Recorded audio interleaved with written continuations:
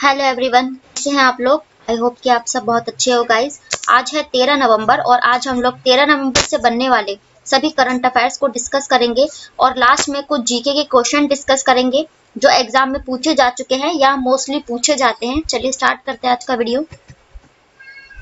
आज का first question है, हाल ही में उत्तराखंड गौरव सम्मान से किसे सम्मानित किया गया है। तो इसका राइट आंसर हो जाएगा उपरोक्त सभी, ऑल ऑफ द अबव, यानी कि बिपिन रावत, प्रसून जोशी, अजीत डोभाल, इन तीनों को जो है ना अभी उत्तराखंड गौरव सम्मान से सम्मानित किया गया है। और बिपिन रावत तो आप लोग जानते ही होंगे, हमारे देश के पहले सीडीएस से एक हेलीकॉप्टर एयर जो क्रैश हुआ था उसमें इनकी मृत्यु हो गई थी। और अजीत डोभाल और प्रसून जोशी ये भी बहुत फेमस हैं और इनके समेत करीब 10 लोगों को जो है ना उत्तराखंड सम्मान से सम्मानित किया गया है। उत्तराखंड की राजधानी है देहरादून और यहाँ के मुख्यमंत्री है पुष्कर सिंह धामी। और जिन लोगों ने भी उत्तराखंड में अपना सर्वश्रेष्ठ योगदान दिया तो उसके लिए इन्हें जो है सम्मानित किया गया है 2022 उत्तराखंड सम्मान से। उत्तराखंड को जो है ना पूछा जाता है कि वैली ऑफ फ्लावर ये उत्तराखंड में हो जाएगी। और उत्तराखंड से अभी हाल ही में हम कुछ एक्स्ट्रा फैक्ट डिस्कस करेंगे जितने भी करंट अफेयर्स हुए हैं। तो देखो देहरादून में अभी क्या हुआ था, उत्तराखंड के देहरादून में आकाश फॉर लाइफ ये जो है ना योजना स्टार्ट की गई थी, आकाश फॉर लाइफ। और उत्तराखंड में आप ये रिलेट कर सकते हो कि गंगा नदी, यहाँ पर गंगोत्री यमुनोत्री चारों धाम है ना, तो 500 मीटर तक गंगा नदी के दायरे तक कोई भी नॉनवेज शॉप या आइटम्स जो है वही नहीं बेचे जाएंगे। तो ये 500 किलोमीटर दायरे तक उत्तराखंड सरकार ने ही शुरू किया था। और अपने हर स्कूल में योगा को अनिवार्य बनाने वाला पहला राज्य भी उत्तराखंड ही बन गया था। और उत्तराखंड ये जो है ना न्यू एजुकेशन पॉलिसी अगर पूछे कि सबसे पहले के कौन लाया तो ये केरला लाया था। लेकिन प्री प्राइमरी यानी कि नर्सरी से भी जो स्टार्ट किया प्री प्राइमरी स्कूलों में न्यू एजुकेशन पॉलिसी, ये लाने वाला पहला राज्य उत्तराखंड था। है और उत्तराखंड से सारे वक्त डिस्कस ही हो गए। अब देखते हैं नेक्स्ट क्वेश्चन है, भारत के विधि आयोग के अध्यक्ष के रूप में किसे नियुक्त किया गया है। तो इसका राइट आंसर हो जाएगा ऋतु अवस्थी। ये जो ऋतु अवस्थी है ये हमारे पहले जस्टिस भी रह चुके हैं और तो इस वजह से इनको जो है अभी कर्नाटक उच्च न्यायालय के सेवानिवृत्त मुख्य न्यायाधीश ऋतुराज अवस्थी ने बुधवार को 22वें विधि आयोग के अध्यक्ष के रूप में कार्यभार संभाला है। यानी कि ये कर्नाटक का जो हाईकोर्ट है उसके पहले जो है ये रिटायर्ड एक जज रह चुके हैं। तो अब जो है ना उन्होंने 22वें विधि आयोग के अध्यक्ष के रूप में संभाला है। और ये जो है ना विधि आयोग के बारे में बात करें तो विधि आयोग ना हर 3 साल के लिए लाया जाता है। और अभी जो ये लास्ट हुआ था तो 2018 में आया था। और जितने भी ये जो कोर्ट वगैरह या फिर जितनी भी सलाह, एक जो है ना आप कह सकते हो सलाहकार के रूप में ये कार्य करता है विधि के, तो ये 3 साल के लिए लाया जाता है, हर 3 साल पे। तो ये अब लाया गया है और इसके अध्यक्ष की जो नियुक्ति इस बार लेट की गई है। तो ये पहले 2018 में आया था और अब आया है ये 22वें विधि आयोग के बन गए हैं, 3 साल पे ये लाया जाता है। और अदर ऑप्शन अगर डिस्कस करें अध्यक्ष से ही तो केवी कामत ये जो अभी रिलायंस इंडस्ट्री है ना मुकेश अंबानी जी की, इनको जो है ना अभी इन्होंने अपने ये जो डायरेक्टर बनाए हैं कंपनी के 5 साल के लिए नियुक्त किए हैं। ये मुकेश अंबानी ने केवी कामत को। संगीता वर्मा ये जो प्रतिस्पर्धा आयोग होता है ना, मतलब कि जो बाजार में जो होता है वो मेंटेनेंस करते हैं, जितने भी बाजार में प्रतियोगिता लानी है, कब उसको बैलेंस करना है, ये सब निगरानी रखता है। इसके जो अध्यक्ष बनी है ये संगीता वर्मा बनी है, ठीक है। और तैयब इकराम ये भी हाल ही में तो FIH होता है ना, फेडरेशन ऑफ इंटरनेशनल हॉकी, तो अंतरराष्ट्रीय हॉकी महासंघ के जो अध्यक्ष बन गए हैं ये तैयब इकराम बन गए हैं। और नेक्स्ट क्वेश्चन है, उत्तराखंड हाल ही में उत्तराखंड किस वर्ष में एक अलग राज्य बना। तो पहले तो इसका राइट आंसर हो जाएगा 2000। मैं आपको बता दूं ये जो उत्तराखंड गौरव सम्मान दिया गया ना, जस्ट हमने फर्स्ट क्वेश्चन में डिस्कस किया, वो इसलिए ही दिया गया है कि उत्तराखंड ने अपना स्थापना वर्ष मनाया है। और ये कब मनाया है, तो ये उत्तराखंड ने 9 नवंबर को अपना जो है ना स्थापना दिवस मनाया है। और ये 2000 में जो है इसे एक उत्तराखंड को 22वां राज्य बनाया गया था। 22वां नहीं, शायद हाँ 27वां राज्य बनाया गया था, 22वां तो सिक्किम था। ये 9 नवंबर 2000 में जो है ना उत्तराखंड देश का 27वां राज्य बना था।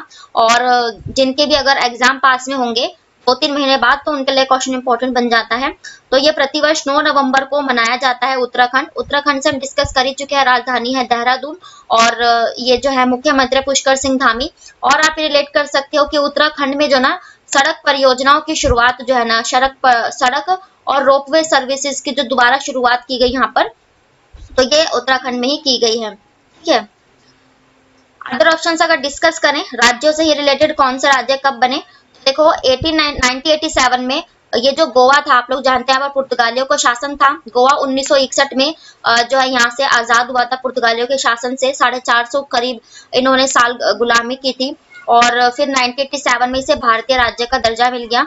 1975 में जो सिक्किम है ना, ये 22वां राज्य सिक्किम ही बन गया था। और 2014 में 2 जून 2014 को तेलंगाना जो आंध्र प्रदेश से अलग हुआ था, 2 जून 2014 में हुआ था, तो ये 2 जून 2014 को तेलंगाना अपना स्थापना दिवस मनाता है। नेक्स्ट क्वेश्चन, खेलो इंडिया यूनिवर्सिटी गेम्स के तीसरे संस्करण में मेजबान राज्य कौन होगा, यानी कि इसकी मेजबानी या होस्ट कौन करेगा, तो इसका राइट आंसर हो जाएगा उत्तर प्रदेश।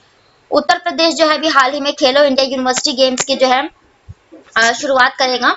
और ये जो यूनिवर्सिटी गेम्स होते हैं ना, ये विश्वविद्यालय स्तर के होते हैं। खेलो इंडिया यूथ गेम्स भी आपने सुने होंगे, लेकिन ये जो है ना यूनिवर्सिटी गेम्स है। और खेलो इंडिया यूथ गेम्स की बात करें तो पहला जो इसका एडिशन हुआ था ना, वो उड़ीसा में किया गया था। उड़ीसा के भुवनेश्वर ने होस्ट किया था। और मैं आपको बता दूं, जो भी राज्य होस्ट करता है इनको, उनकी जो है ना ज्यादातर राजधानियों में ही ये होते हैं। तो उड़ीसा की जो भुवनेश्वर है वहां आयोजित हुए थे। और दूसरा संस्करण ये आप देख रहे हो ना, 2021 में हुआ था बेंगलुरु के कर्नाटका में।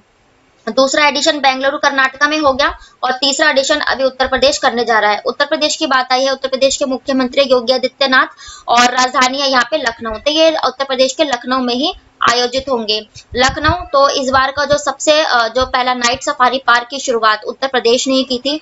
और उत्तर प्रदेश अभी हाल ही में यहाँ पर जो है ना 53वां टाइगर रिजर्व बना है। और ये कौन सा है, तो ये रानीपुर टाइगर रिजर्व है यहाँ का। 53वां भारत का बना है 53वां टाइगर रिजर्व। और अभी जो ये आयुष्मान भारत योजना है उसमें सबसे टॉप पर राज्य उत्तर प्रदेश था। वाटर कंजर्वेशन यानी कि ये जो अमृत सरोवर योजना थी ना, मोदी जी जो लाए थे अप्रैल में, तो उसमें हर जिले में 75 तालाब लगाने का खिताब ये भी उत्तर प्रदेश ने अपने नाम किया था। और उत्तर प्रदेश से अभी हाल ही में क्या हुआ था, हाँ, परिवार कार्ड योजना, सक्षम पोर्टल, ये सब योजनाएं जो है ना उत्तर प्रदेश की ही हो जाएंगी। ये करंट से ही रिलेटेड है।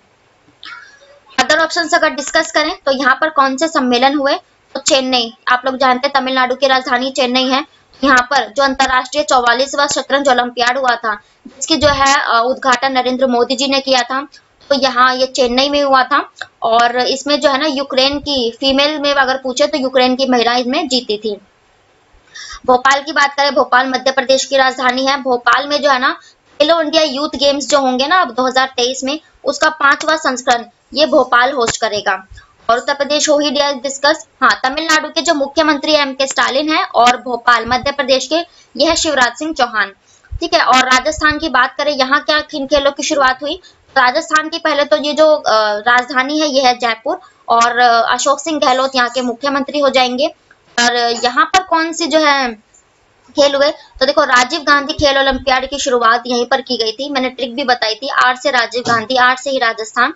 और जो लोग मेरा पहले का वीडियोस देखते हैं उनको पता होगा कुछ सिमिलर वर्ड या साउंड ऐसे कुछ रिलेट कर हम इजीली लर्न कर सके, तो वो जरूर शेयर करती हूँ, जिससे कुछ रिलेट कर हमारे माइंड से स्किप नहीं होती है। तो राजीव गांधी खेल ओलंपियाड की शुरुआत करने वाला पहला राज्य राजस्थान बन गया था। नेक्स्ट क्वेश्चन देखते हैं। नेक्स्ट क्वेश्चन है 11 नवंबर को कौन सा दिन मनाया जाता है, यानी कि कौन सा डे सेलिब्रेटेड किया जाता है, तो इसका राइट आंसर हो जाएगा विश्व शिक्षा दिवस। ये जो वर्ल्ड शिक्षा दिवस होता है ये मनाया जाता है 11 दिसंबर को। क्यों मनाया जाता है, आप लोगों को पता होगा, हमारे जो सबसे फर्स्ट शिक्षा मंत्री थे स्वतंत्र भारत के, ये थे मौलाना अबुल कलाम आजाद। ठीक है, और इन्हीं की जो स्मृति में ये जो है ना 11 नवंबर को मनाया जाता है, क्योंकि 11 नवंबर को इनका जन्मदिन था। तो मौलाना अबुल कलाम आजाद है, ये पहले हमारे शिक्षा मंत्री रह चुके हैं। ठीक है, और इनके बारे में अगर और बात करें तो ये इनका जो जन्म था ना वो भारत में नहीं, वो सऊदी अरेबिया में हुआ था। ठीक है, पूछ सकते हैं क्योंकि इंपॉर्टेंट है। तो सऊदी अरेबिया में ये इनका जन्म हुआ था। और ये कब से कब तक रहे थे, तो ये 1947 में जो है ना शिक्षा मंत्री ये बने थे और ये 1958 तक जो है भारत के शिक्षा मंत्री का पदभार संभाला था। नेक्स्ट क्वेश्चन अगर देखें अदर ऑप्शंस, तो सुनामी दिवस कब मनाया गया? तो सुनामी दिवस अभी हाल ही में 17 जो है ना नवंबर को मनाया गया। सुनामी दिवस 5 नवंबर को मिला, माफ कीजिएगा, सुनामी दिवस 5 नवंबर को। और कैंसर डे ये कब मनाया गया? तो वर्ल्ड कैंसर डे ये 7 नवंबर को मनाया गया था। विश्व रेडियोग्राफी डे ये जो है ना 10 नवंबर को मनाया गया। वर्ल्ड रेडियोग्राफी डे 10 नवंबर को अभी हाल ही में मनाया गया था। नेक्स्ट क्वेश्चन देखते हैं। नेक्स्ट क्वेश्चन है, हाल ही में किस शहर में दुनिया की सबसे बड़ी वर्ल्ड ट्रैवल मार्केट 2022 प्रदर्शनी आयोजित की गई है? तो इसका राइट आंसर हो जाएगा लंदन। अब ये वर्ल्ड ट्रैवल मार्केट है क्या? तो देखो वर्ल्ड ट्रैवल मतलब कि पर्यटन को बढ़ावा देने के लिए ये जो लंदन है, यूनाइटेड किंगडम है ना, तो ये यूनाइटेड किंगडम की राजधानी है लंदन। ये यही लंदन में ही शुरू किया गया है और ये 7 नवंबर से 9 नवंबर के बीच था और लंदन में आयोजित हुआ। ब्रिटेन में स्थित ये जो इंडिया पवेलियन है लंदन में जो है ये स्टार्ट किया गया और लंदन टेम्स नदी के किनारे बसी हुई है। और ये जो वर्ल्ड ट्रैवल मार्केट है, भारत के एक भव्य पवेलियन की शुरुआत की गई जिसमें देश के विविध पर्यटन उत्पादों व सेवाओं को प्रदर्शित किया जा रहा है, वही पर्यटन को बढ़ावा देने के लिए। लंदन में सोमवार को से आयोजित होने जा रहे ये जो लंदन में सोमवार से आयोजित हुए और 3 दिवस यानी कि कितने दिन के? तो ये 3 डेज के रहे और भारत भी इसमें शामिल होगा। पर्यटन के लिए देश को पसंदीदा स्थल बताएगा, यानी कि अलग अलग जो देश है ना यहाँ पर अपनी प्रदर्शनी लगाएंगे, है ना, जैसे कि पुस्तक सम्मेलन ये सब होता है ना, तो यहाँ पर अपने जो है ना एक लगाएंगे प्रदर्शनी और ताकि लोग उनसे आकर्षित हो। तो भारत भी इसमें अपनी तरह की जो भारत में घूमने की जितनी भी जगहें हैं मोस्ट इम्पोर्टेंट उन सबको जो है ना रिलेट करके दिखाएगा यहाँ पर भी। और इसकी थीम इम्पोर्टेंट है, the future of travel starts now, मतलब कि ये रहा ये है कि यात्रा का भविष्य शुरू हुआ है। इसकी थीम है यात्रा का भविष्य शुरू हुआ है, the future of travel starts now, world travel market. London को अब हम मैप से डिस्कस कर लेते हैं, कुछ जीके भी डिस्कस हो जाएगा यहाँ से। तो ये ग्रेट ब्रिटेन यूनाइटेड किंगडम कहा जाता है। लंदन आपको कुछ यहाँ दिख रही होगी, है ना, ये लंदन है, यूनाइटेड किंगडम की राजधानी, टेम्स नदी के किनारे बसी हुई है। इंग्लिश चैनल यहीं पर आ जाता है और ग्रेट ब्रिटेन 4 देशों से मिलकर बना है। इसमें कौन है? तो ये दो स्कॉटलैंड है और ये जो उत्तरी आयरलैंड है, ये जो पीला पीला हिस्सा होता है ना, यही ग्रेट ब्रिटेन है। दक्षिणी आयरलैंड इसमें नहीं आता। और ये यहाँ पर ये जो वेल्स है और ये इंग्लैंड, और ये आप लोगों ने देखा यहाँ पर बर्मिंघम था नीचे, तो इंग्लैंड के बर्मिंघम में इस बार कॉमनवेल्थ गेम्स आयोजित हुए। तो ब्रिटेन है ना 4 देशों स्कॉटलैंड, आयरलैंड, वेल्स और इंग्लैंड से मिलकर बना है, ठीक है। और लंदन यहाँ का सबसे प्रसिद्ध शहर है, टेम्स नदी के किनारे बसा हुआ है, ठीक है। तो नॉर्थ अटलांटिक सागर यहीं से जो है इसकी सीमा लगती है। और अदर ऑप्शन देखें तो यहाँ पर क्या आयोजित हुआ?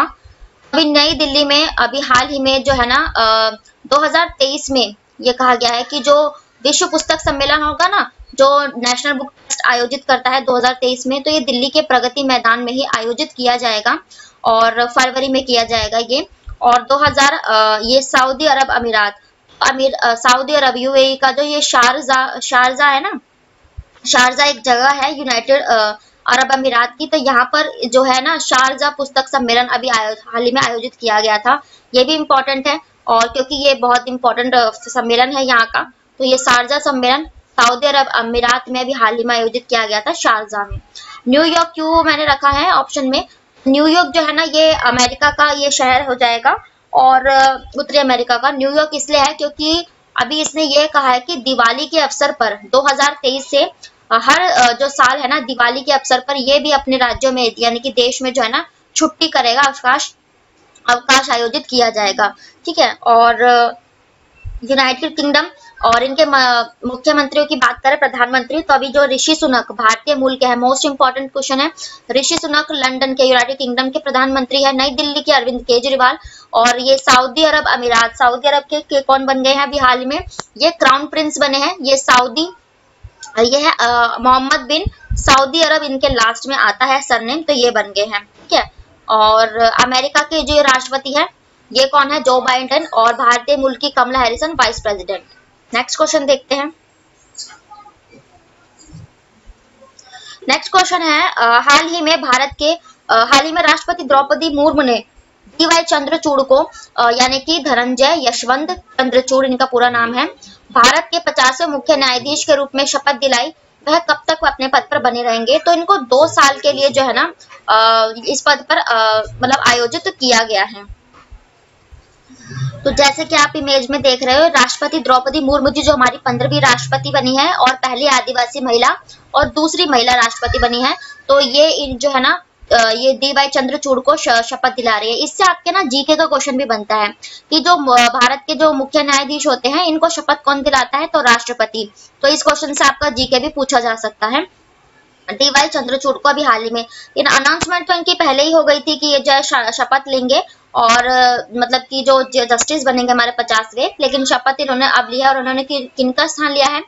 ये यूयू ललित यानी कि उदय उमेश ललित का स्थान लेते हुए डी.वाई. चंद्रचूड़ ने अब जाकर शपथ ली है।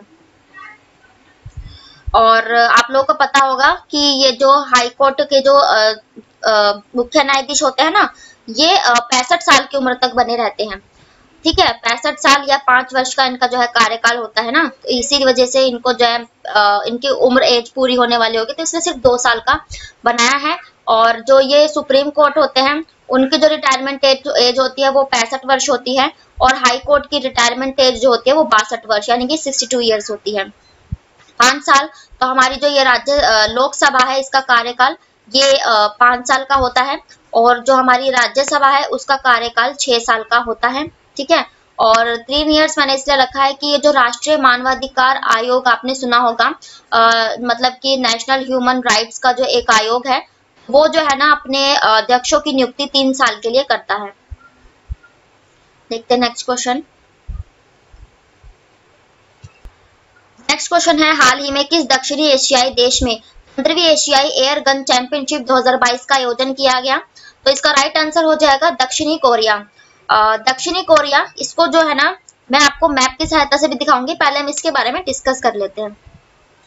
जो दक्षिणी कोरिया है यहाँ पे जो है ना एशियन एयर गन चैंपियनशिप होती है यहाँ पर।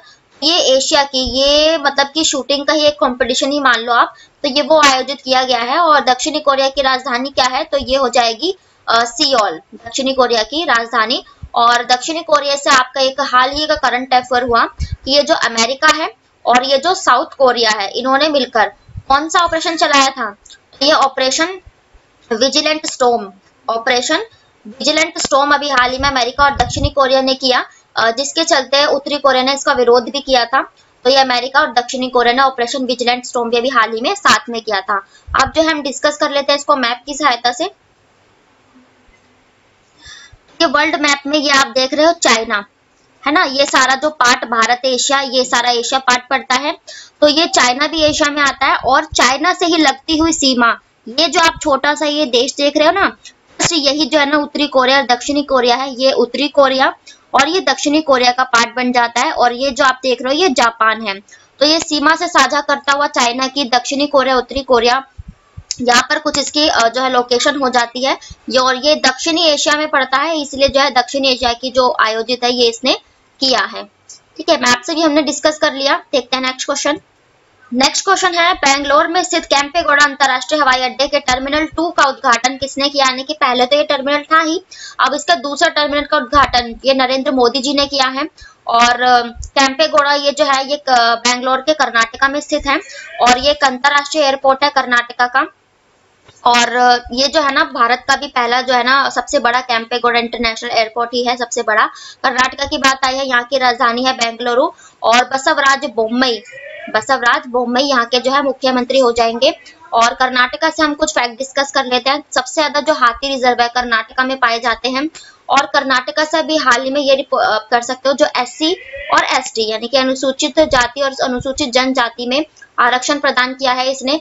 SC वालों के लिए इसने 2% और ST वालों के लिए 4% का जो आरक्षण है वो दिया है। कर्नाटक की ट्रांसजेंडर लोगों को जो है ना गवर्नमेंट जॉब में आरक्षण देने वाला पहला राज्य बना था, ये कर्नाटक ही बना था। और नीति आयोग के एक नवाचार सूचकांक किसने जारी किया था? नीति आयोग ने, उसमें भी जो टॉपर ये कर्नाटका ही रहा था। अदर ऑप्शन अगर डिस्कस करें तो अमित शाह जी है जो हमारे जो गृह मंत्री हैं, और अमित शाह ने अभी हाल ही में ना जम्मू कश्मीर के श्रीनगर में स्टैचू ऑफ पीस यानी कि शांति की प्रतिमा थी, ये रामानुजाचार्य की प्रतिमा, इनका अनावरण अमित शाह ने जो है श्रीनगर में किया था। और द्रौपदी मुर्मू की बात करें तो ये हमारी राष्ट्रपति जी हैं, तो इन्होंने अभी जो है ना प्रधानमंत्री की तर्ज पर टीबी मुक्त का जो अभियान है ना, उसके लिए भी जो है ना इन्होंने काफी एडवर्टाइज वगैरह किया। और इन्होंने क्या किया, ये जो आईआईटी जो है ना, आईआईटी कानपुर के साथ मिलकर इन्होंने जो है ना एक उस सम्मेलन में भी पार्टिसिपेट किया था अभी हाल ही में। नितिन गडकरी ये हमारे सड़क और परिवहन मंत्री हैं, तो मुंबई में इलेक्ट्रॉनिक डबल डेकर बस यानी कि ई डबल डेकर बस का पहली बार जो उद्घाटन किया, ये हमारे जो नितिन गडकरी केंद्रीय सड़क परिवहन मंत्री इन्होंने ही किया था। मुंबई महाराष्ट्र की जो है राजधानी हो जाएगी वहां। नेक्स्ट क्वेश्चन देखते हैं। नेक्स्ट क्वेश्चन है, हाल ही में आई एक रिपोर्ट के अनुसार भारतीय क्रिकेटर महेंद्र सिंह धोनी कितना टैक्स जमा करके झारखंड के सबसे बड़े टैक्स पेयर बन गए हैं? तो अभी इसका राइट आंसर हो जाएगा 17 करोड़।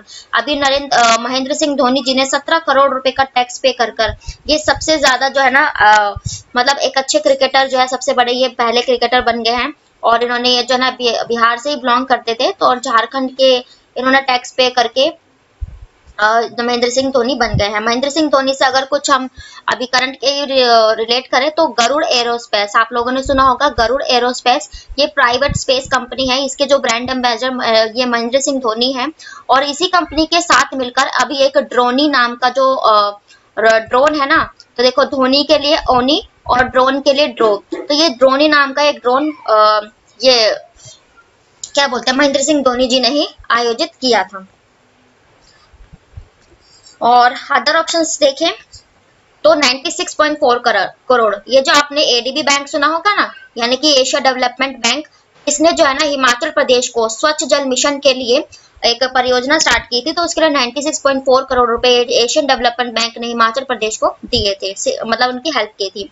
5 लाख तो अभी हाल ही में आप लोगों को पता होगा संयुक्त राष्ट्र सुरक्षा परिषद की जो बैठक हुई थी जिसमें हमारे विदेश मंत्री डॉक्टर एस जयशंकर ने पार्टिसिपेट किया, यूनाइटेड नेशंस ऑर्गेनाइजेशन की, तो आतंकवादियों से उसके लिए जो निपटने के लिए भारत ही ने ही जो ऐसे होस्ट किया था, तो 5 लाख रुपए तो है ना ये इसने अंतर्राष्ट्रीय संयुक्त संघ को दिए थे, ठीक है, यूएनओ को 5 लाख रुपए। 4 करोड़ रुपए तो अभी हाल ही में जो ये हमारे रक्षा मंत्री इन्होंने कहा था कि ये जो हमारे रक्षा के क्षेत्र में जो हम इन्वेस्ट करते हैं ना, तो 4 करोड़ रुपए भी रक्षा के क्षेत्र में इन्वेस्ट किए जाएंगे आतंकवाद गतिविधियां ये सबको होल्ड करने के लिए। तो देखते हैं नेक्स्ट क्वेश्चन। ये थे आज के आपके डेली के करंट अफेयर्स, और अब हम डिस्कस करेंगे कुछ इंपॉर्टेंट जीके क्वेश्चंस को, और ये 10 इंपॉर्टेंट जीके क्वेश्चंस होंगे, ये ऑल कॉम्पिटिटिव एग्जाम्स के लिए होंगे, जितने भी आप वनडे एग्जाम देते हो, SSC, railway, banking, NTPC, NDA, जितने भी वनडे एग्जाम उन सभी के लिए। देखते हैं अपना फर्स्ट क्वेश्चन। फर्स्ट क्वेश्चन है, राष्ट्रपति द्वारा राज्यसभा के सदस्यों के मनोनयन का नियम किस देश से लिया गया? यानी कि आप लोग जानते हैं हमने अपने संविधान में कई चीजें हैं जो अलग अलग देशों से ग्रहण की हैं, तो इसमें जो है राज्यसभा के सदस्यों के मनोनयन का नियम हमने आयरलैंड से लिया है। आयरलैंड, और अभी मैंने आपको यूनाइटेड किंगडम का एक देश आपको बताया था, उत्तरी आयरलैंड जो है यूनाइटेड किंगडम मिलकर बनाता है, तो वहीं से लिए थे हमने। और आयरलैंड से आप ये डिस्कस करते हो, ये जो नीति निर्देशक तत्व है ना, जिसे आप डीपीएसबी भी कहते हो, और ये जो है ना अनुच्छेद 36 से 51 तक हमारे भारत के नीति निर्देशक तत्व वर्णित है, और ये भाग 4 में है, तो ये भी हमने आयरलैंड से ही लिए थे। जर्मनी की बात करें, यहाँ से क्या लिया, तो जितनी भी इमरजेंसी सर्विसेज होती है ना, आपातकालीन सेवाएं 3 तरह की है भारत में, तो ये हमने जर्मनी से ली। अमेरिका से हमने कई सारी चीजें, जो प्रस्तावना हो गई, ठीक है, और मौलिक अधिकार यानी कि जो फंडामेंटल राइट्स है हमारे, और महाअभियोग की प्रक्रिया, और भारत का एक राष्ट्रपति होगा, ये सब हमने अमेरिका से ही लिया। ब्रिटेन से हमने क्या लिया, तो एकल नागरिकता है ना, और विधि का शासन, संसद, इन सब से रिलेटेड जितने भी फैक्ट हमने लिए हैं ये ब्रिटेन से ही हमने ग्रहण किए हैं। नेक्स्ट क्वेश्चन है, कौन सा मौलिक अधिकार केवल भारत के नागरिकों के लिए है? तो इसका राइट आंसर हो जाएगा अभिव्यक्ति। अब ये ऐसा क्यों है, तो देखो अभिव्यक्ति मतलब कि कोई भी जो है ना बाहर से आकर भारत के लिए कुछ मतलब मिसयूज वर्ड ना बोले, कुछ गलत ना लिखे, तो इसीलिए बाहर के लोगों को अभिव्यक्ति का अधिकार नहीं दिया है। ये सब सिर्फ अपने भारत के लोगों के लिए है। बाकी 3 अधिकार जो है भारत जो है बाहर के लोगों को भी दे देता है। और मौलिक अधिकार ये कौन से, तो आर्टिकल जो है 12 से 35 में इनका वर्णन है। और कौन सा भाग, तो भाग 3 में इनका वर्णन है। मौलिक अधिकार हमने अमेरिका से लिए थे। टोटल 6 मौलिक अधिकार हैं हमारे। देखते हैं नेक्स्ट क्वेश्चन। कौन सी सरकार संवैधानिक कानूनों और नागरिकों अधिकारों द्वारा निर्धारित सीमाओं के भीतर काम करती है? मतलब कि ऐसी कौन सी सरकार है जो संवैधानिक कानून, ठीक है, और नागरिक अधिकारों, मतलब जो हमें अधिकार दिए गए हैं हमारे संविधान में, उन्हीं के निर्धारित सीमा, उन्हीं के अंडर में काम करे। तो ऐसी सरकार तो लोकतांत्रिक ही होती है, क्योंकि लोकतंत्र अपना राज्य है ना, भारत देश जो है लोकतंत्र है, यहाँ पे संविधान है और कुछ अधिकारों के अंतर्गत ही सारी जो मतलब जितनी भी संस्था है या नागरिक है वो सब काम करते हैं। तो इसका राइट आंसर हो जाएगा लोकतांत्रिक सरकार। नेक्स्ट क्वेश्चन है, संविधान के किस अनुच्छेद में स्वतंत्रता के अधिकार का उल्लेख किया गया है? तो आप लोगों ने मौलिक अधिकार पढ़े होंगे, 19 से 22 तक जो है ना हमें स्वतंत्रता का अधिकार है। अनुच्छेद 76 में क्या है, तो ये जो महान्यायवादी होते हैं ना, अटॉर्नी जनरल, अभी कौन है हमारे वर्तमान में, तो ये अटॉर्नी जनरल है आर वेंकटर बनी। ये अनुच्छेद 76 में इनका वर्णन है। और अनुच्छेद 32 जो सशस्त्र बलों के विरुद्ध अधिनियम का जो हमें अधिकार मिलता है, अनुच्छेद 32 में ही मिलता है, ठीक है। नहीं सॉरी, अनुच्छेद 32 में तो हमारे संविधानों के उपचारों का अधिकार है, यानी कि जब भी हमारे मौलिक अधिकारों का हनन होता है ना, हम इसके लिए सुप्रीम कोर्ट में जा सकते हैं। ये अनुच्छेद जो है ना 32 में वर्णित है। और जिसे संविधान उपचारों का अधिकार को डॉक्टर भीमराव अंबेडकर ने संविधान की आत्मा भी कहा है ना। अनुच्छेद 25 में क्या वर्णित है, तो जितने भी हमारे रिलीजन्स जो है ना, यानी कि जो धार्मिक स्वतंत्रता हमें मिली हुई है, वो हमें अनुच्छेद 25 ही प्रदान करता है, धार्मिक स्वतंत्रता। नेक्स्ट क्वेश्चन है, राष्ट्रपति के चुनाव में कौन भाग नहीं लेता? तो इसका राइट आंसर हो जाएगा नॉमिनेटेड मेंबर्स ऑफ विधानसभा। देखो, इलेक्टेड और नॉमिनेटेड में फर्क होता है। जो सिर्फ अभी नामांकित किए गए हैं विधानसभा के, वो पार्टिसिपेट नहीं करते। लोकसभा और राज्यसभा यानी कि दोनों सदन के मेंबर्स इसमें शामिल होंगे। और जो विधानसभा के निर्वाचित सदस्य चुने हुए वो पार्टिसिपेट करेंगे। और दिल्ली और पुडुचेरी की विधानसभा के शामिल होंगे, लेकिन जो नॉमिनेटेड मेंबर्स होंगे वो शामिल नहीं होंगे। और ये जो राष्ट्रपति है ना, अनुच्छेद 52 में ये वर्णित है कि हमारा एक राष्ट्रपति होगा, और ये हमने अमेरिका से ग्रहण किया। देखते हैं नेक्स्ट क्वेश्चन। नेक्स्ट क्वेश्चन है, लोकसभा के आयोजन के लिए क्या कोरम की आवश्यकता होती है? कोरम यानी कि जो बैठक होती है, मतलब कि कितने सदस्यों का एक कोरम होना चाहिए बैठक करने के लिए? तो इसका राइट आंसर हो जाएगा 1/10। और जब भी हमें लोकसभा की बैठक करनी होती है तो उसके लिए कम से कम 1.5 सदस्य हमें जो है 1/10 सदस्य की हमें जरूरत होती है। और उसके बिना जो है ये बैठक टल जाती है, और मतलब ये बोल दिया जाता है कि आज जो है सदस्य पूरे नहीं है, तो इसलिए ये बैठक टल जाती है, ठीक है। नेक्स्ट क्वेश्चन है, दो नदियों के बीच उपजाऊ भूमि को क्या कहते हैं? तो मैं आपको एग्जांपल समझा देती हूँ। मान लो ये 2 नदियां हैं, ठीक है, ये 2 नदियां हो गई, और इनके बीच में जो ना ये क्षेत्र है, खाली क्षेत्र है, यहाँ पर नदियों का पानी है दोनों, और इनके जो बीच का ये जो क्षेत्र आ जाता है, ये 2 नदियों के बीच का है, तो 2 और आब क्षेत्र यानी कि उपजाऊ क्षेत्र, इसलिए 2 आब कह देते हैं। इसका राइट आंसर 2 आब। 2 नदियां यानी कि 2, और उपजाऊ क्षेत्र के लिए हम आब वर्ड यूज करते हैं, तो ये जो एरिया है ये 2 आब क्षेत्र कहलाता है, ठीक है। देखते हैं नेक्स्ट क्वेश्चन। नेक्स्ट क्वेश्चन है, कौन सी नदियां अपना रास्ता बदलने के लिए प्रसिद्ध है? तो इसका राइट आंसर हो जाएगा कोसी। कोसी नदी आप लोगों ने सुना होगा, जिसे बिहार का शोक भी कहा जाता है। तो कोसी नदी जो है ना अपना रास्ता बदलती रहती है, इसलिए फेमस है। ब्रह्मपुत्र नदी भारत की सबसे चौड़ी नदी है। नर्मदा नदी हमारी भारत की 5वीं सबसे बड़ी नदियों में गिनी जाती है, और ये पश्चिम की ओर बहने वाली नदी है। गोदावरी नदी, जिसे वृद्ध गंगा भी कहा जाता है, दक्षिणी भारत की जो ये नदी है ना, गोदावरी नदी। नेक्स्ट क्वेश्चन है, मानस नदी किस नदी की जो है सहायक नदी है, यानी कि उपनदी है? तो इसका राइट आंसर हो जाएगा ब्रह्मपुत्र। वही जो सबसे चौड़ी नदी है हमारी मानस नदी, इसी की सहायक नदी हो जाएगी। कृष्णा नदी ये 4 राज्यों में है। ये महाराष्ट्र के महाबलेश्वर से निकलती है, फिर कर्नाटक पहुंचती है, फिर ये तेलंगाना से होते हुए आंध्र प्रदेश तक जाती है। 4 राज्यों में ये फैली हुई है। और इसमें करंट का ऑप्शन बना था कि जो झूलता हुआ ब्रिज यानी कि इस आकृति का ये जो ब्रिज बना था ना झूलता हुआ, ये बना था कृष्णा नदी पर। कृष्णा नदी पर श्रीशैलम बांध, नागार्जुन सागर बांध, ये कृष्णा नदी पर ही है। व्यास नदी ये पोंग बांध पर स्थित है, और व्यास नदी जो है ना हिमाचल प्रदेश और पंजाब की सीमा से लगी हुई है। वुलर झील ये जम्मू कश्मीर में है। वुलर झील ताजे पानी की भारत की सबसे बड़ी झील हो जाएगी, जम्मू कश्मीर में है। नेक्स्ट क्वेश्चन देखते हैं। हमारा आज का लास्ट क्वेश्चन है, स्थानीय स्वायत्त संस्थान भारत को सशक्त बनाया गया था 1852 ईस्वी में।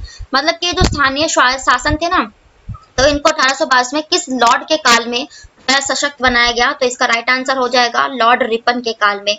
और लॉर्ड रिपन से मैं आपको ये भी फैक्ट याद करा देती हूँ कि ये जो हमारी पहली जनसंख्या, जो स्थायी जनसंख्या हुई थी ना, मतलब एक जो सशक्त तौर पर, वो लॉर्ड रिपन के काल में 1881 में हुई थी। और लॉर्ड मेयो पहली जनसंख्या तो हमारी 1872 में हुई थी।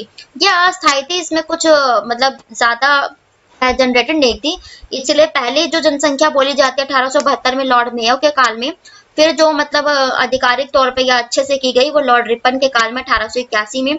फिर उसके बाद जो स्वतंत्र भारत की अगर जनसंख्या पूछे तो वो 1951 में की गई थी, जब हमारे पहले आम चुनाव भी होने थे। ठीक है। रॉबर्ट क्लाइव ये जो हमारे पहले मतलब बंगाल के जो है पहले, क्योंकि बंगाल में पहले ब्रिटिश को अधिकार किया गया था, तो बंगाल के पहले गवर्नर रॉबर्ट क्लाइव थे। लॉर्ड कैनिंग जब 1857 की क्रांति के बाद, ये पहले तो गवर्नर थे, फिर उनके पद को बढ़ाकर गवर्नर जनरल किया, और फिर उसके बाद 1857 की क्रांति के बाद जो गवर्नर जनरल का पद वायसराय कर दिया गया था, और हमारे जो पहले वायसराय बने थे ना, ये लॉर्ड कैनिंग ही बने थे। तो ये थे आज के आपके डेली के करंट अफेयर्स और कुछ स्टैटिक जीके के क्वेश्चंस। आई होप मैं आपको हर क्वेश्चंस में से, हर ऑप्शन से जितने भी जीके अदर फैक्ट बन सकते हैं उन सभी को अच्छे से डिस्क्राइब कर पाई हूँ। वीडियो पसंद आए तो लाइक जरूर करें, चैनल को सब्सक्राइब करें ताकि वीडियो आप तक जरूर पहुंच सके, नोटिफिकेशन पहुंचे, और चैनल को जो है शेयर कीजिए ताकि जो है अदर लोग जो दूर दराज में रहते हैं वो भी ऐसी नॉलेजेबल वीडियो देख सके। और थैंक यू वेरी मच। मैं मिलती हूँ आपको नेक्स्ट वीडियो में, तब तक के लिए bye, take care, Radhe Radhe.